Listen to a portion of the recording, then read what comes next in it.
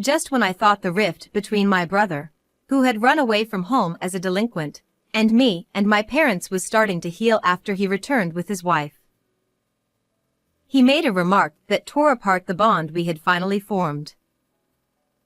I've always thought Mom and Dad were obsessed with money. And I found you annoying for pretending to be a model student, Kiki. I'll never talk to you again. With that, he left home once again. We were left in shock, not yet knowing the secret my brother was hiding. My name is Kiki. I'm 30 years old, single, and living with my parents. Our family is quite wealthy, but I live an economically independent life without relying on my parents. I have an older brother, George, who is 2 years older than me. However, George and I have never gotten along since we were kids. The reason for our sibling discord lies with our parents. I must admit, I was good at both academics and sports. I had many friends and a bright personality, never causing trouble for my parents. In contrast, George was good at sports but not so much at studies. He often hung out with bad friends, causing our parents a lot of trouble. As a result, our parents started comparing us more often, and George would take out his frustration on me each time. He hit me and broke my valuable belongings. I have many unpleasant memories of things my brother did to me. Eventually, George's behavior got worse, and he started getting into trouble with the police. Even my friends distanced themselves from me because of my delinquent brother. Naturally, I couldn't bring myself to like my brother. I've hated him since childhood. After multiple encounters with the police, our parents disowned him, and he left home. Over a decade has passed since then. I often wondered how he was doing, hoping he wasn't getting into trouble. My routine changed when he suddenly returned home with a woman. It happened out of the blue. One weekend, the intercom rang, and I answered the door to find George standing there with a beautiful woman. Oh, George. Kiki, I'm back. Are Mom and Dad here? Speaking in a much calmer tone than I remembered, I replied, "They are." When I told our parents that George was back, Dad said, "Come in for now," allowing George to cross our threshold after a long time. I apologize for all the trouble I caused. I must have been a burden to Mom, Dad, and you, Kiki. I am truly sorry. Our parents, who had been worn out by George's actions, glanced at each other and nodded with a gentle expression. We regret comparing you and Kiki. We're sorry for that. I know you had a hard time too, George. We should have been more considerate. I'm sorry. Hearing our parents apologize, George's tense expression softened into one of relief. If Mom and Dad forgive you, I have no reason not to. Thank you. He then introduced the woman sitting quietly beside him. This is my wife, Sadie. Nice to meet you. I'm Sadie. I look forward to getting along with you. Sadie's elegant bow surprised us. Brother, you got married. Yes, recently. I'm working a proper job now as an employee at an auto repair shop. Assuming Sadie was just his girlfriend, I was surprised to learn they were married. But knowing that my troublesome brother had settled down, started a family, and was working properly brought more relief than anything. Our parents seemed to feel the same, and Mom said, George, you've really grown up. Dad nodded with a smile. Seeing our parents, George seemed determined.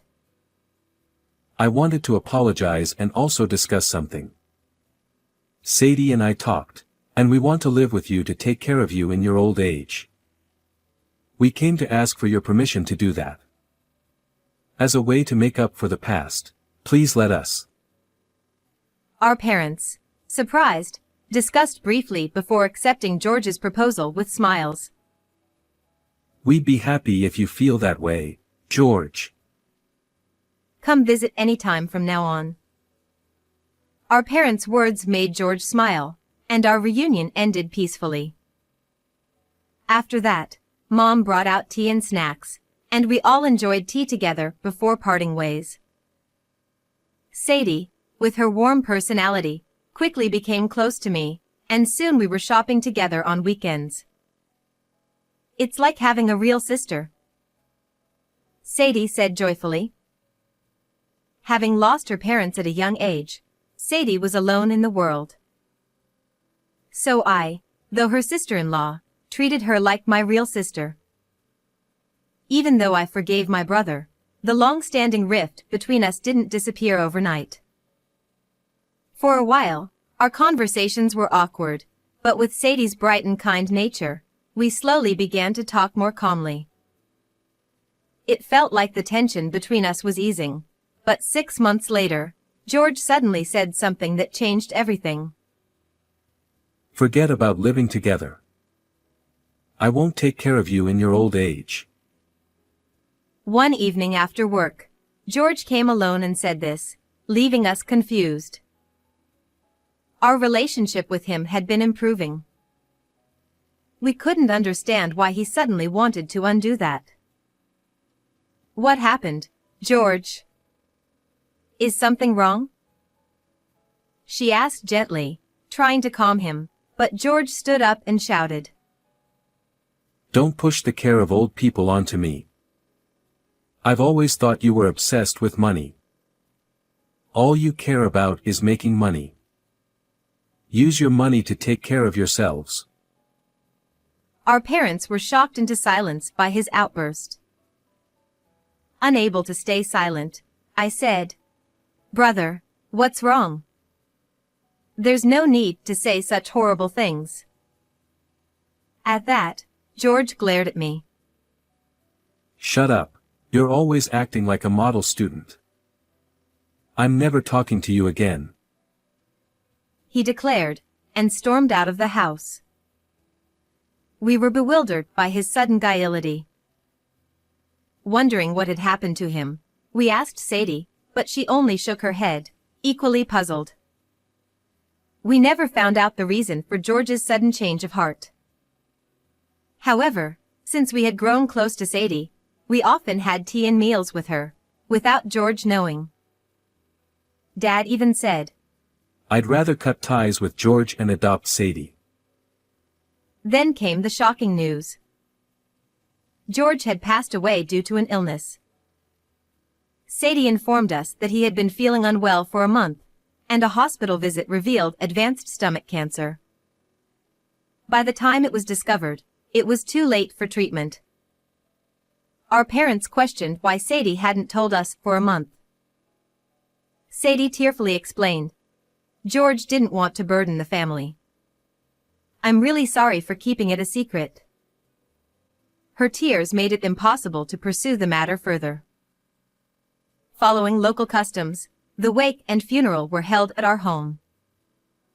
When the monk arrived to chant the sutras, he glanced around the house. He looked startled when his gaze fixed on a certain spot, but then began chanting as if nothing had happened. After the chanting, Sadie took over greeting the guests, as our parents were too grief-stricken. When I was still sitting in shock after my brother suddenly disappeared, a monk approached and began speaking softly to me and my parents. This might be hard to believe, but I can hear the voice of the deceased. I can hear your brother's voice. Huh? My parents and I were stunned by the monk's unexpected statement.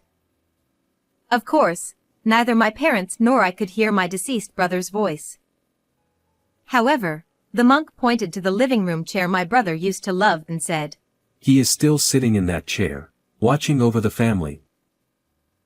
Though skeptical, we decided to listen to what the monk had to say. According to the monk, my brother was asking us to check his closet. After the monk left and Sadie had also withdrawn, my parents and I searched the closet in my brother's room, which had been left untouched since he went away. Among the old items, we found a relatively new cardboard box. Inside was a notebook that seemed to have been used until recently. The contents of the notebook, which was a diary written up to a month ago, shocked both my parents and me. It revealed that Sadie was having an affair with a young guy and had accumulated a large amount of debt to support him. As we struggled to believe what we were reading, some papers fell from between the pages of the notebook. They were copies of Sadie's bank account records and debt collection notices. According to the diary, my brother had been aware of something wrong with his body even before he collapsed and was hospitalized a month ago. I was startled as I read those words. Wasn't it about a month ago when my brother said he didn't want to move in together anymore? Maybe one of the reasons he came to the house was to hide this box in the closet? My parents seemed to realize this too. My brother had noticed Sadie's betrayal. However, he had hidden it from us until his death to avoid causing us to worry or trouble due to his illness. We have evidence of Sadie's debts, but not of the affair. This might not be strong enough to confront Sadie. How about we investigate further without letting her know for a while? I felt anger towards Sadie, but the confusion was still stronger. My parents seemed to feel the same and agreed with my suggestion. We wanted to be certain that Sadie had betrayed us. After my brother's funeral and things had settled down, I hired a private investigator to look into Sadie. The evidence of Sadie's affair and debts surfaced quickly. Photos of her entering and leaving hotels with the guy, and the discovery that she was blacklisted by several financial institutions due to her debts, came to light. Sadie, who had been turned away by legitimate financial institutions, had eventually started borrowing from illegal lenders. Moreover, I received a recording of Sadie making a phone call while I had left our table during a tea outing. My sister-in-law and in-laws haven't noticed anything. It's so helpful that they're so oblivious. That family is rich, so once I control them, it's all mine. Hearing this shocked me. According to the investigator, the person on the other end was likely the guy. Sadie's intentions were now clear. From the beginning, she had aimed to ingratiate herself with us to eventually seize our assets by gaining mental control over us. My brother's diary revealed that he had realized Sadie's true nature after marrying her. But by then, Sadie had already ingratiated herself with my parents and me, and my brother felt that his words would carry little weight. To protect us from Sadie, he had deliberately acted in ways that made us dislike him. My brother had planned to divorce Sadie, but he collapsed and was hospitalized before he could follow through. Even during his hospitalization, Sadie kept the affair and debts hidden from us to prevent her plan from being discovered. Neither my parents nor I could forgive Sadie. We copied the diary and related documents left by my brother and called Sadie to the house. Thinking she was invited as usual, Sadie entered our house with a smile. "Hello." But when she noticed our glares, she hesitated. "What's going on?" My father told her to sit down, and Sadie complied. I spread out the copied documents on the table. "What is the meaning of this? It seems you were having an affair with a guy while my brother was alive. And you were secretly borrowing money from suspicious sources. Did you approach my brother just to get our money? Is that right?" Sadie looked down as I pointed to each piece of evidence and questioned her. I expected her to either show remorse or make excuses, but instead, she burst into unexpected laughter. Ha ha ha. So I've been found out. What a nuisance that George left such a diary. This ruins my plans. Who would take care of old people like you if not for money? Seeing Sadie's true nature for the first time, my parents and I were speechless. Sadie continued with a vile smile.